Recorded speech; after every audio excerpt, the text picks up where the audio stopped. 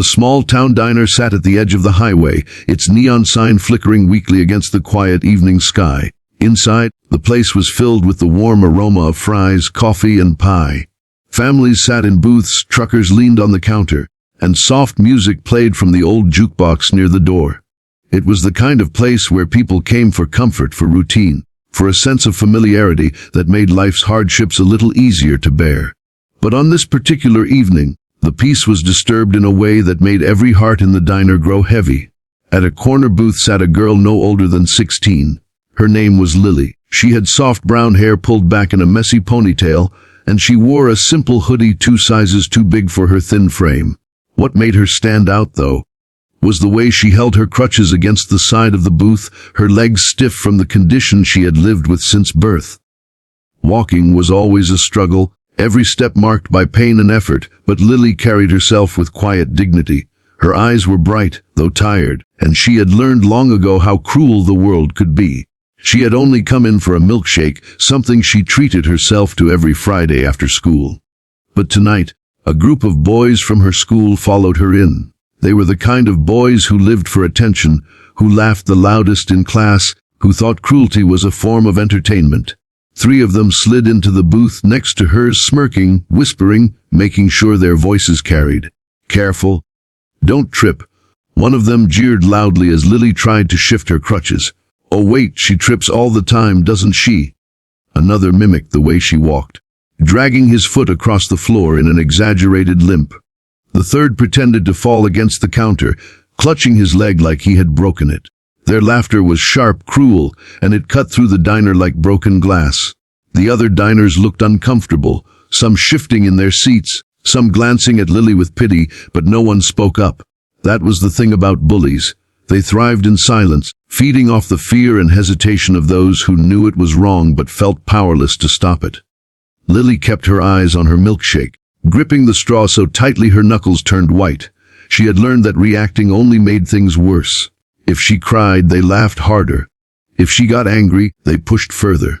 So she stayed quiet, swallowing her pain like she always did. But at the far end of the diner, by the window where the bikes gleamed under the streetlight, a group of men noticed what was happening. They weren't just any men. They were bikers, leather jackets worn from the road, patches stitched across their backs, boots heavy against the floor. They had come in after a long ride, tired and hungry, expecting nothing more than coffee and burgers.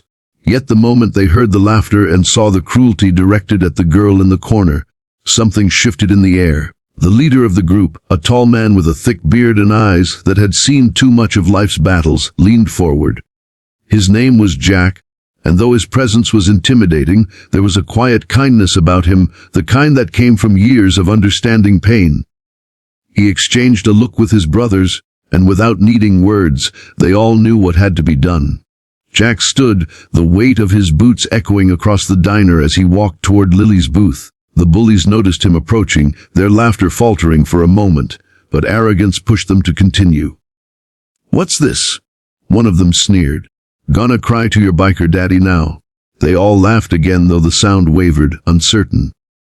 Jack didn't look at them first. He looked at Lily. He crouched slightly so his eyes met hers, his voice low and steady. "You okay, sweetheart?" he asked gently. Lily's lips trembled, but she nodded, though the tears in her eyes betrayed the truth. Then Jack turned. His expression hardened as his gaze locked onto the boys. The diner grew quiet, every conversation silenced, every eye fixed on what was about to unfold. "You think you're funny, don't you?" Jack's voice was calm, almost too calm, the kind that made the hair on the back of your neck stand up. The boys shifted uncomfortably, but one tried to laugh it off.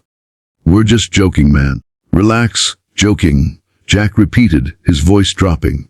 "You call mocking a girl who fights every day just to walk a joke. You call humiliating someone who's done nothing to you funny." His words cut through the room, sharp and heavy, and the weight of them made the bullies shrink back in their seats. Another biker, broad-shouldered with a scar across his cheek, stepped up beside Jack. "Let me tell you something," he said, his voice gravelly. "Out there on the road, respect is everything. You don't respect others, you don't last long. And right now, you're showing this whole room exactly who you are. Cowards." The boys' faces flushed red. For the first time, their confidence cracked. They looked around the diner, realizing no one was laughing with them anymore. The silence was damning. Jack leaned closer to them, his tone softer now, but filled with meaning. One day, you're gonna wish someone showed you the same kindness you denied her. One day, you'll understand what it means to struggle and to need a hand. And when that day comes, you'll remember this moment. You'll remember the choice you made to mock instead of support. Don't make the mistake of thinking that cruelty makes you strong.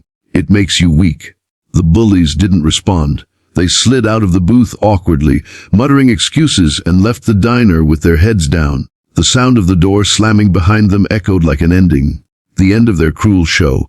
Lily sat frozen, her milkshake untouched. She couldn't believe what had just happened. For so long, she had felt invisible, like the world would always look away when she was mocked or hurt. But tonight, someone had stood up for her, not just anyone. A group of men who the world often judged unfairly, who looked rough and intimidating, but carried more humanity than the boys who had tormented her. Jack pulled up a chair and sat across from her. "You don't let them decide your worth, you hear me?" he said softly. "You're stronger than they'll ever be. Every step you take, every day you keep going, that's strength. Don't ever forget that." The tears spilled down Lily's cheeks, but this time they weren't from shame. They were from relief, from gratitude, from the weight of kindness she had almost forgotten existed. She whispered, "Thank you." Jack smiled gently. "No need to thank me. Just promise me something. Promise me you'll keep walking tall, no matter what anyone says. You've got more courage in you than they'll ever know." The other bikers nodded in agreement, their faces softening. One of them even slid a slice of pie toward her, grinning. "Best pie in town. You deserve it." For the first time in a long time, Lily felt seen. She felt protected.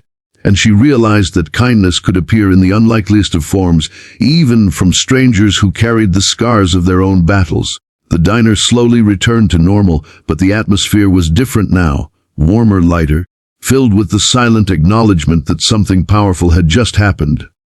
People whispered to each other, not about the cruelty they had witnessed, but about the strength of kindness, the courage to stand up when it mattered.